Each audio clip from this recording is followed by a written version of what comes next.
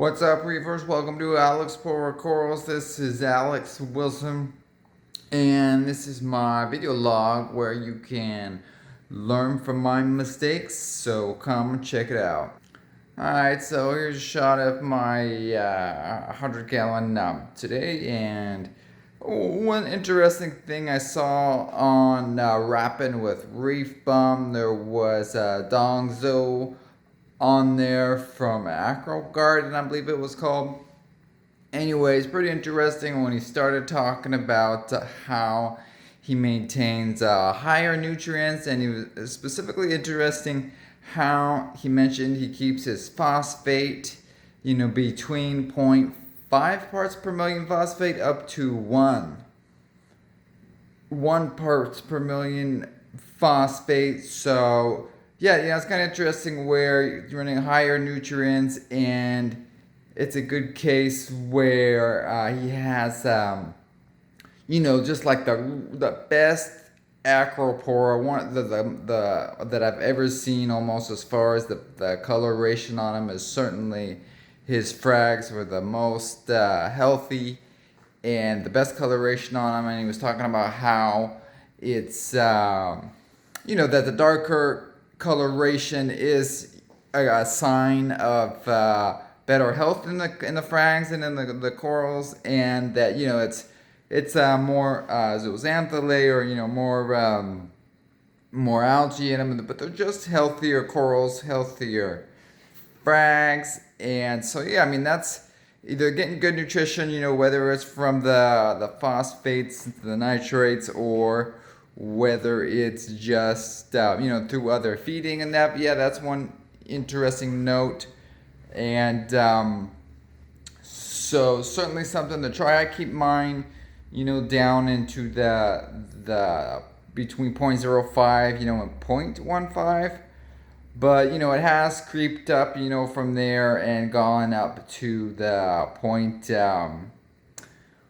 maybe 0.3, 0.25, and then I'll bring it back down. And usually, most recently, I'm bringing them back down using the GFO. So yeah, granulated ferric oxide, bringing it down that way recently. But it's interesting to know that he's one example. I have heard of other people too saying the same thing as well, that they run their nutrients and phosphates, nitrates way up there. They're not concerned about it. It can go up to 50 parts per million, without any issues apparently, and the phosphate up to 1 parts per million. So I also heard the thing is to say, oh well, a lot of the acros, they will you want to keep them down into those levels, because if they go up too high, they won't necessarily just die over on you, but they say, oh well, they just look too dark, but or they just look a little strange, like not quite normal, overly dark. But if that darkness is a sign of good health, and acros, they can do some pretty strange things, as far as their colors and shifting, depending on how they're adapting to their new environment and as they're growing, as I understand it. So certainly can go through lots of phases, that take a long time, months and months, to slowly work through. So therefore, maybe they just can get by just on the higher. Maybe it doesn't. Maybe it's not toxic to them at that level. Maybe it doesn't matter. Maybe it doesn't matter if you have well, maybe they need, some amount, but as long as they get that amount, maybe it doesn't matter if it's 0.01, or if you have, 1 parts per million phosphate, or you have 10, maybe you could just have 100. Maybe it doesn't matter, I guess eventually it'd have to be toxic, 1,000 parts per million or something, but hey, down into these normal levels, maybe it just doesn't matter. Maybe they just, if it's not toxic to them, they're just getting what they need, so well, and the system. So it's all related to the aquarium system in itself, right? So here I have these guys here, and these are my fuzzy green milliporas, doing pretty good right there, nice and fuzzy. And I've got my little rainbow splice right there, as well as another fuzzy millipora, and I'm not sure. I think that one is called a pink fuego, and this one right here is a shortcake. So I got a whole bunch of these guys over here. Strangely enough, this one here is the Christmas Mirabilis. I thought this one was long gone, but it's turned green, still alive, starting to come back. However, a couple of these other ones are looking quite as good. This one right here, Screen Bally Slimer, definitely has some tissue recession on the frag right there. Hopefully I'll be able to come back a little bit. This one right here, this was the Bennett Tort, and yeah, definitely looks like it's going downhill. Losing a bunch of tissue right there, right in the middle of the frag. And this one here, I'm not quite sure which one this one is. I think it might be another one of these reddish stags. My bad. And so yeah, everyone else though seems to be doing a little bit better. I have these. This is the fireworks table from Tidal Gardens over there at Abe, and this one right, as well as this one right here. This one's the Frankenberry table, and it's got more and more polyp extension, polyp development on them, so looking good there. And got the Walt Disney, same thing in the back, and I have the home wrecker right over here. So that's a shot of my, well, there's some more Acroporas right here. I got these guys in the back right here. This is the green Slimer, still doing good. This is the Radical Red Stag, same thing with that one, still got the good coloration on them. So yeah, that's a shot of these acros and the higher nutrients. Here's a shot of the lighting on my clams. Quick shot of these guys. And they're talking about that the clams certainly need higher lighting intensities, and that is true depending on the species you're talking about, because the squamosas right here certainly can handle, well, the squamosa, this is my squamosa right here, but there's the squamosas and the dorasas that are found in much deeper waters, and so certainly much more like the large polyp type lighting intensities. So but the maximas and the crocea certainly, it's not, it's higher lighter intensity, but it's not like super, it's just typical small polyp coral lighting intensities, right? So if you have small polyp, shallow small polyp corals that are light loving and they're doing good, within you certainly have sufficient lighting enough to support the maximus and the croceas. So I'm talking about the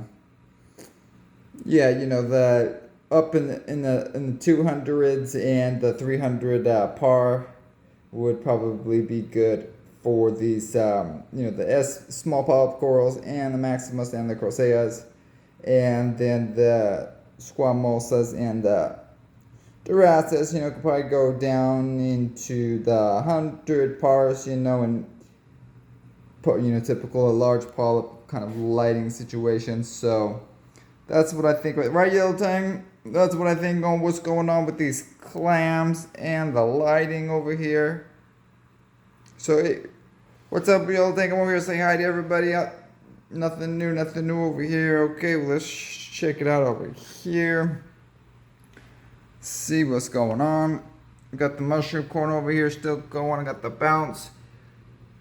Discosoma that I think just naturally came up from a little bit higher lighting intensity that's getting right there.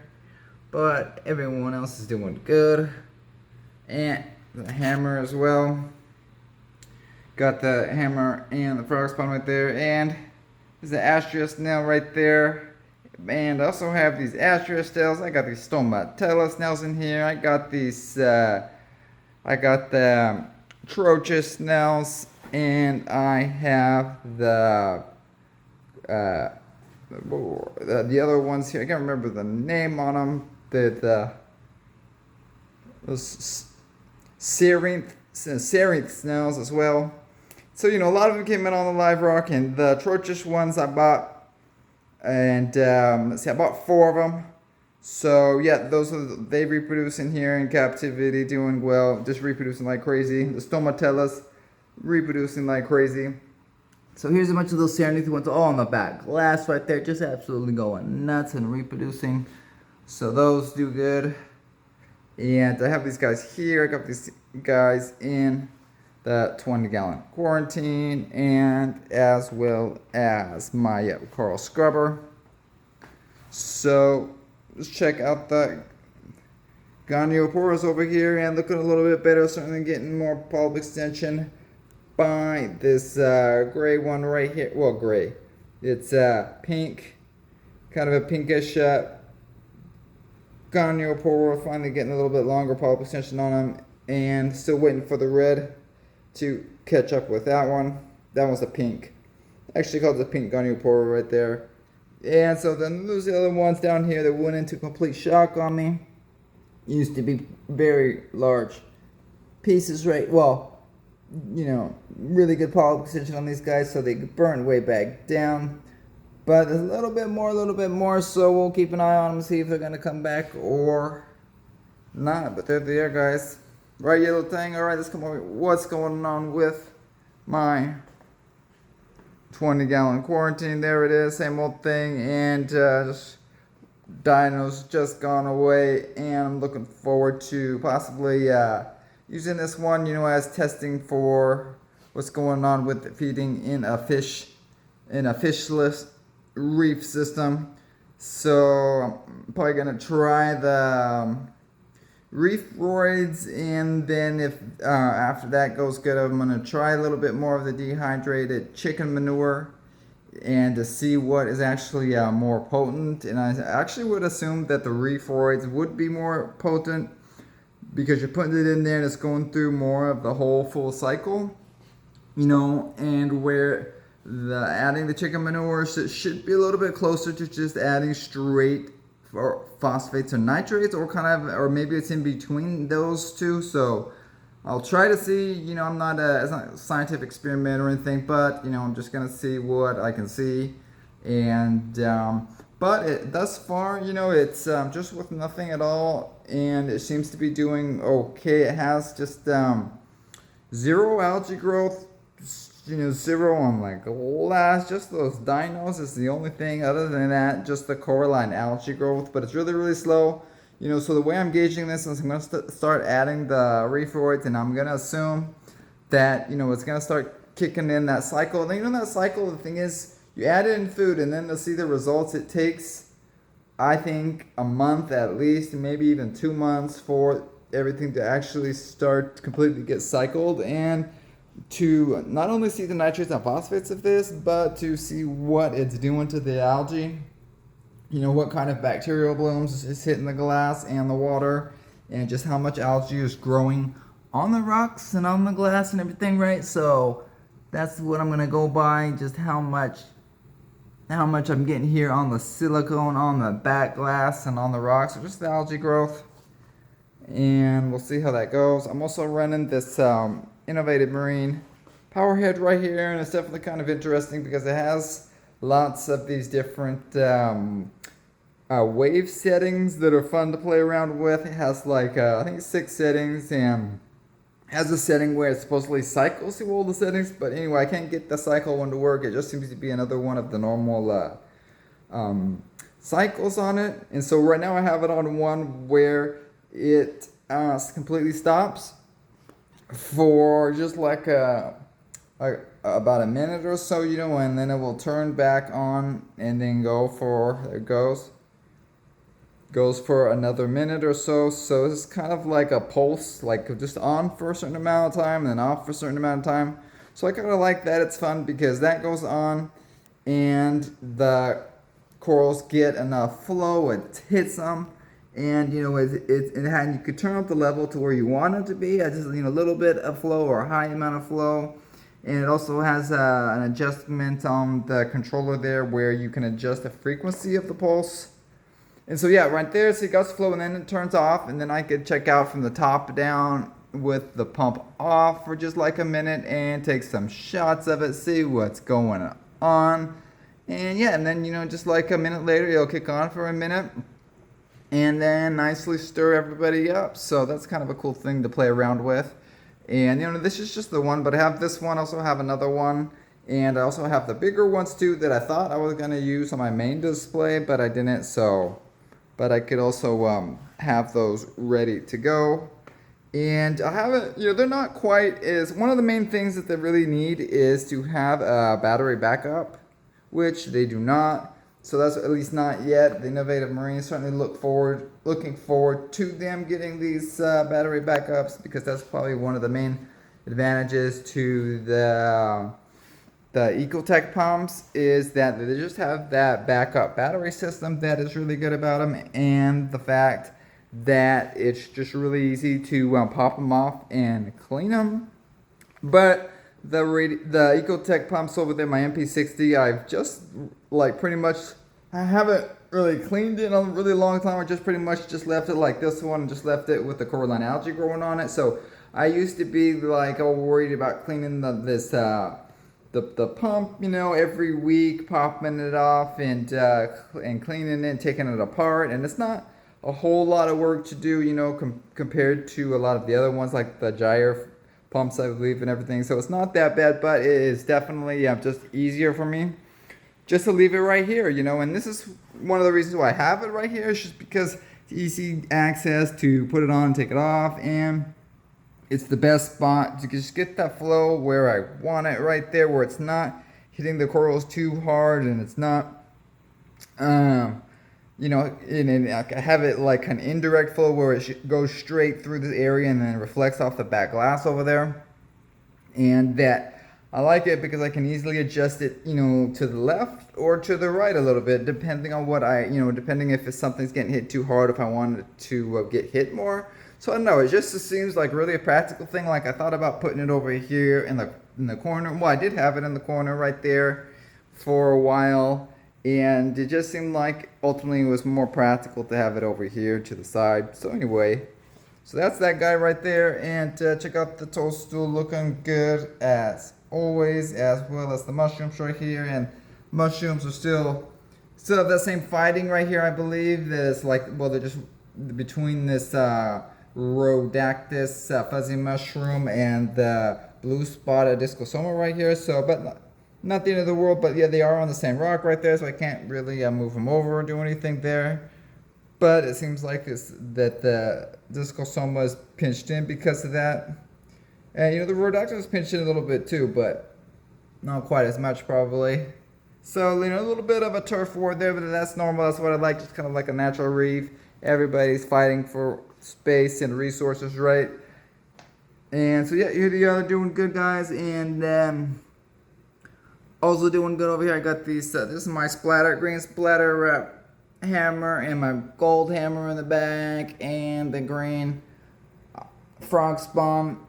Looking forward to those getting over into the main display and doing good. And let's check out this is the bug out Stylophora, doing good, looking good pulp extension, as well as the other Stylophora in here.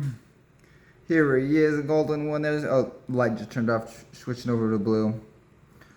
And the Spathulata though right there still looks like it's going down. So that one's probably going to be dead soon. Dead Acroporas. That's right, guys. That's what I have right here. Dead Acroporas on the show. Learn from my mistakes over here. Alright, guys. Well, I'll catch you on the next one. Happy reefing. Bye.